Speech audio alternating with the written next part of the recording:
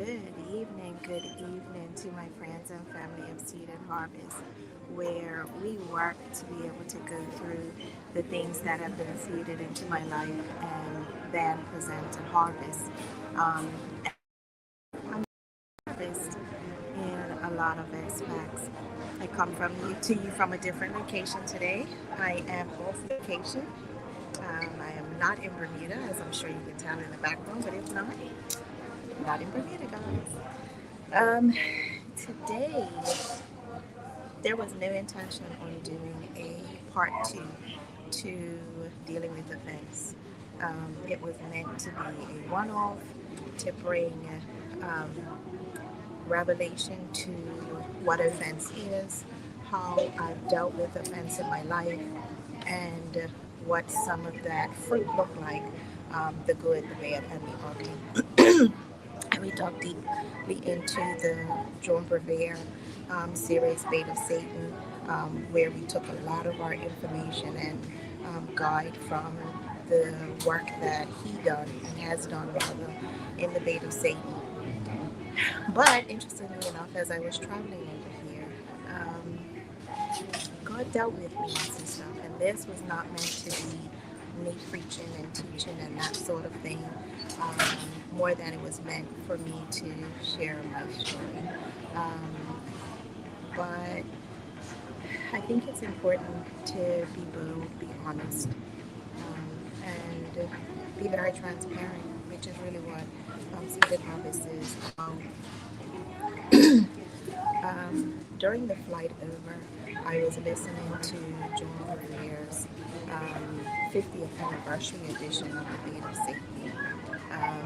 It was something God led me to do. Had forgotten that I had downloaded it onto my audiobook, and interestingly enough, God started to deal with me and where I am as it relates to the spirit of offense, how offense has impacted my life yet again, but in a whole different perspective. And interesting that I'm actually still dealing with offense. Um, and that has been the journey that I've been on and hearing God talk while I've been here, while I've been overseas. And so um, it's a rough one because I'm having to sit in the offense that I haven't quite dealt with. Um, some of it is very personal, and I thought I had dealt with everything. Truth be told, guys, I did not know that. And God always make you the first partaker, so I knew that I would have some impact from it, but I sure didn't know that I still had residue of offense. I still didn't know that I had residue. So it's important that when you're dealing with offense, recognizing that it is a spirit, that you absolutely allow God to open you up and do complete surgery on you, your heart, as it relates to all things pertaining to what He's seeking to get to the bottom of in your life. Today was going to be a very quick jump on for me to be very open and transparent about where I am in the spirit of offense. So I'm going back through the book of Satan, the Bait of Satan, as it relates to offense. I will finish the audio version of the 50th anniversary because it's a different edition. It comes from a whole different perspective, but coming from that perspective is what opened my eyes up. And so I have some work to do, and as I'm doing that work, as it relates to the spirit of offense and those that have offended me, that I will give you guys updates as I work through it. But one thing for sure that is very obvious is that some of the offense was buried. And because I felt like I was at peace with some things, I totally recognized that I wasn't at peace with all things. And so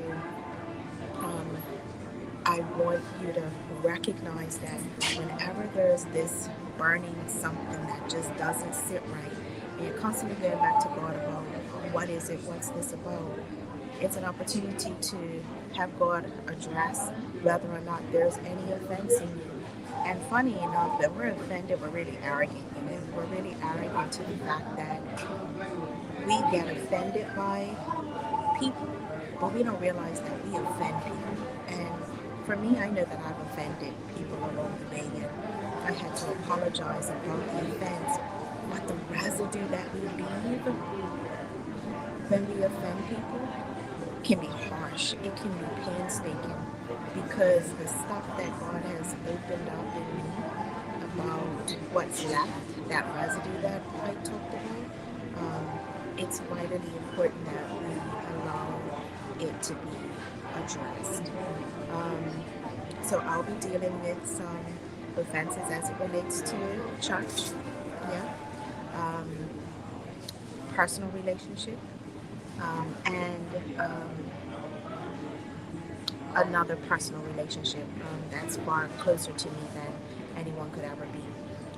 No, not marital. Thank you very much. Even though I've been married twice before, marriage can bring about offense, and really sometimes people end up divorced because they didn't address the offense that was lingering in their life. And so, offense is one of the enemy's major tactics, which is why I appreciate the title, the book that John Bevere has chosen, and that is The Bait of Satan, because it literally is a bait. It's a bait that sucks you in and it keeps you there. And it can destroy. And we talked about that last week and what some of the effects of it can look like. Not sleeping, the stress, and those sorts of things. And I haven't had any of those things, believe it or not, because like I said, I thought I had dealt with everything. There's residue for some things. So I'm gonna allow God to deal with me on the residue. And as He's working on the residue with me, I will keep you guys updated, like I said. So thank you for joining me tonight, this evening. I had known I was going to cancel tonight's podcast, but I wanted to just jump on really quickly to let you all know how I'm dealing with. But before I go, I do want to address two comments that were left last week. One was, and if you're interested in reading those comments, you can go go to the Facebook page of Seed and Harvest. But one of them was about the offense that can be left behind even after someone is dead and passed away. And just because someone is gone and they leave your life, whether it be permanently or they've just gone across the way, or they live in a different state or a different country, it doesn't mean that the offense doesn't still exist, and it's not something that we have to deal with, because we do, because it stays with us. It doesn't leave with the person leaving. And that's one of the things that I'm having to deal with, and that's the work-related one. And the other was regarding having forgiven someone, because with the spirit of offense, we can tend not to forgive, and we can hold on to things. But when we don't forgive, that also has roots that it leaves and it breeds and grows from. And so while the other comments was related to having forgiven someone, but not allowing them or wanting them back in our space. And just as a note, when we forgive people, we don't have to allow them into our space. If God says that relationship is over and done, don't go trying to dredge it back up and bring it back to the surface. It's done. As long as you've done the will of the Lord and forgive that person, then you're free to move on unless God says otherwise. So they don't need to be in your space. But again, if you're interested in those comments, go to our Facebook page, Seed and Harvest, and have a look at the comments and what the response was. I want to leave you with this quote that came from BradyQuote.com, and it says, Empathy is about finding echoes of another person in yourself. Empathy is about finding echoes of another person in yourself. So while you are journeying this journey, this road of healing from offenses, um, have empathy for other people, because you'll find that there are echoes of you. So signing off, I really appreciate and love you guys for tuning in and for joining me. And however far this reaches, I pray that someone's heart, mind, and spirit has been touched based on my own truth.